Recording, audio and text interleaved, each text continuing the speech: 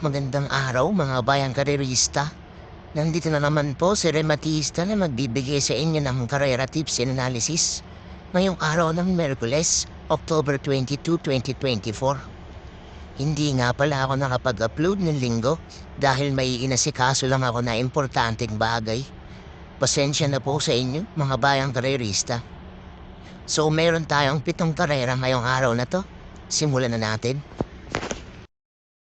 Race 1, simula ng winner-take-all event. Isang Class 5, 5 non-placers. Ito solo po ako rito. Numero 2 na si Princess Serena, sasakyan ni Charles Reyes. Bumalik na nga yung buti ng kabayong to at maganda na ang pinakita nakaraan. Last win ito meron tong 129.8 sa 1400 noong October 12 lang. Bandera tapos nga siyang nanalo dun. Matulin tong kabahay na to at tingin ko wala namang gaanong matulin dito sa race na to. Kaya walang makakapagbigay ng pressure sa kanya sa harapan. So sasolohin ko na po to. Numero 2, Princess Serena.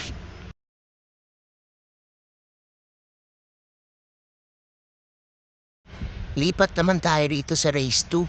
Simula ng Pick 6 event. Isang Class 4, 16 to 21 split. Ang pampremero ko rito itong numero 8 Galloping Ghost na sasakyan ni Patty Dilema. Tingin ko ito mauuna rito at maganda pa yung posisyon niya kaya dito matatabunan sa largahan. Last win ito meron tong 128.2 sa 1400 noong September 14 pa. Isang debanderang kabayo at may balik din tong kabayo na to. Pabor na pabor din sa kanya ang distansya dahil 1200 lang. Pag walang lumatsa rito, kaya nitong tumapos ng karera.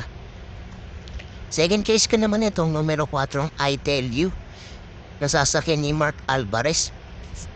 Ito maganda na rin kinikilos na karaan. Last run ito meron tong 113.8 sa 1200 noong September 4 pa. Nasigunda to dun kay Mang Nanok. Isang deribating kabayo at matulis nga to rumemate. Dumay na rin to ng regular diyahe niyang si Mark Alvarez. Third choice ko naman itong numero 3, October 14, sasakyan ni Dan Camaniero.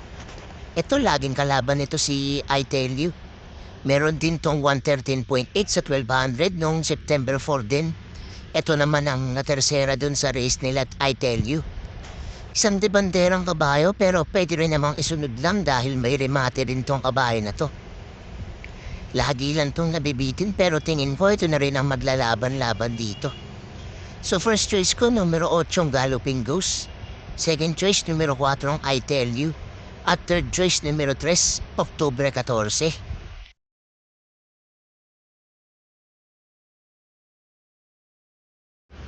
Dito naman tayo sa race 3. Simula ng Pick 5 event. Isang Class 5 6 to 10 split. Ang pampremero ko rito itong numero 2 na si Juice X Machina na sasakyan ni Alison Pabilik. Ito tingin ko lamang sa laban. Last run ito mayroon tong 128.2 sa 1400 noong September 15 pa. Nasigunda to dun kay La Republica. Isang debanderang kabayo pero pwede rin namang isunod lang dahil may balik naman tong kabayo na to.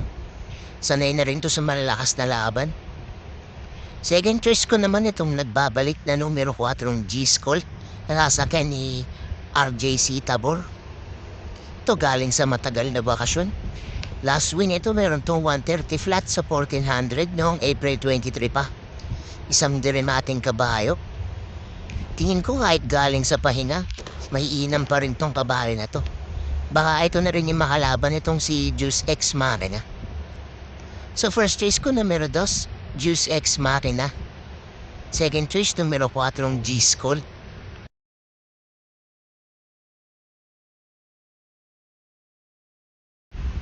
Lipat naman tayo rito sa race 4. Simula ng Pick 4 event. Isang Class 5 11 to 15 split. Ang pampremero ko rito itong numero 7 Piece of Cake na sasakyan ni JB Hernandez. Last one ito maraming nakalaban sa harapan kaya medyo tumukod si kabayo. Meron tong 129.8 sa 1400 noong October 12 lang. Isang debanderang kabayo at matibay din sa harapan. Gamay na rin to ng regular jockey niyang si JB Hernandez. Second choice ko naman itong numero 6 na si Work From Home na sasaka ni Pau Pau Guse. Ito nakaraan medyo nabibitin lang sa pagremate.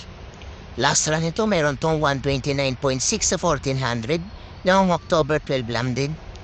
Isang diremating kabayo. Huwag lang matatabunan sa largahan at makapwesto lang ng maaga, tingin ko makakaraos na to rito. Third choice ko naman itong pandehado kong numero 5 Bonnie Avenue, sasakyan ni R.A. Base. Ito medyo maganda na yung pinakita nakaraan. Last win ito meron tong 115 flat sa 1200. Bandera tapos siya nanalo dun. Sang di banderang kabayo at pwede rin parimatihin dahil may balik din si kabayo. Dumay na rin to ng regular jockey niyang si R.A. Base. So first choice ko numero 7 Piece of Cake. Second choice numero 6 Work From Home. At third choice numero 5 Bonnie Avenue.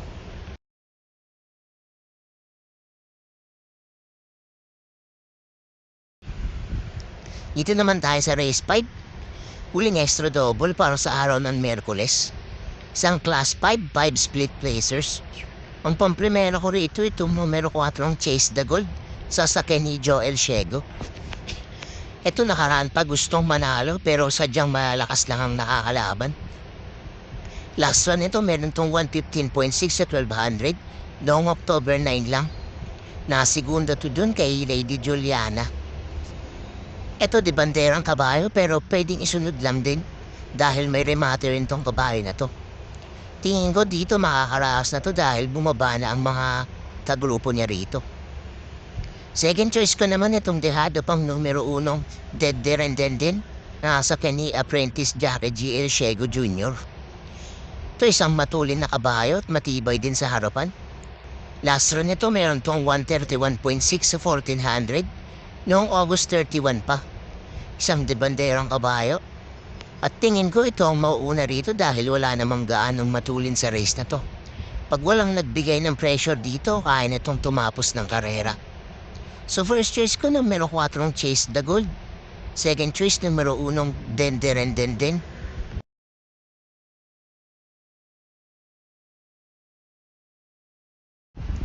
Lipat naman tayo rito sa race 6.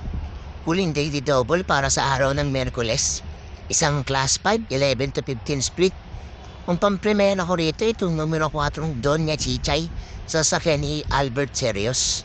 Ito tingin ko medyo nagkakaproblema lang pero lamang na to rito sa race na to. Last win ito noong July 19 pa. Meron tong 126.6 sa 1400 at mabibigat na ang tinalo niya ron.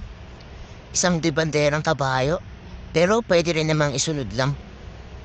Obor sa kanya yung distansya dahil 1200 lang. Baka nag-aanap lang to ng tiyempo. Second choice ko naman itong numero 5 High Honors, sasakyan ni Mark Alvarez. Ito isa pang matulin dito sa race na to. Last win ito noong June 5 pa. Meron tong 114.4 sa 1200. Isang debanderang kabayo, tingin ko nga ito ang mauuna rito. Baka naghihintay lang to na madehada siya at pag walang lumot siya rito baka makatapos tong kabayo na to. Third choice ko naman itong numero 1 Majestic Star na sasakyan ni Jonel Calagos. Ito talagang di niya nakaya ang grupo niya nakaraan kaya nagpababa na ng grupo to. Last win nito meron tong 115.2 sa 1200 noong July 17 pa. Isang diremating kabayo at kahit nga maikli lang ang distansya ng karera, kaya pa rin itong makaremate. Damay na rin to ng regular jockey niyang si J.D. Calagos. So first choice ko numero 4 Doña Chichay. Second choice numero 5 High Honors. At third choice numero 1 Majestic Star.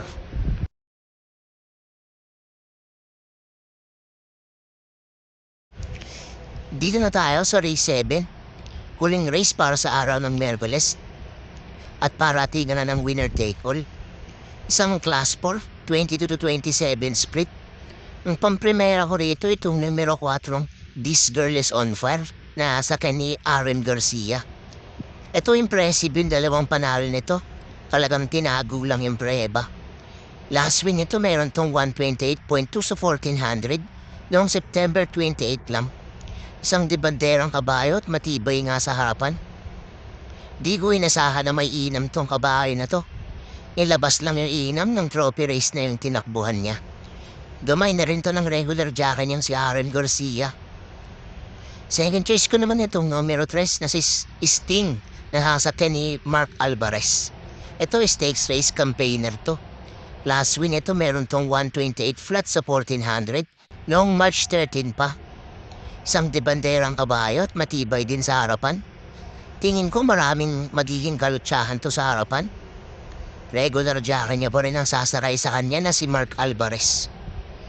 Third choice ko naman itong numero 6 na si Golden Sunrise na sa ni JQ Cabarrios Jr. Ito medyo nahuli lang ng pagremate nakaraan. Last run ito meron tong 127.6 sa 1400 noong October 4 lang. Nasigunda to dun kay Sister Moon.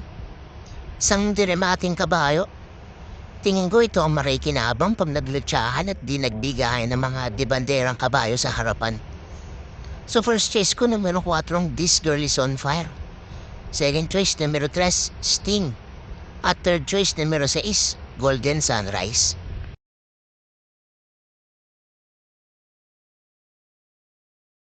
So doon nagtatapos ang ating karera tips and analysis para sa araw ng Miyerkules.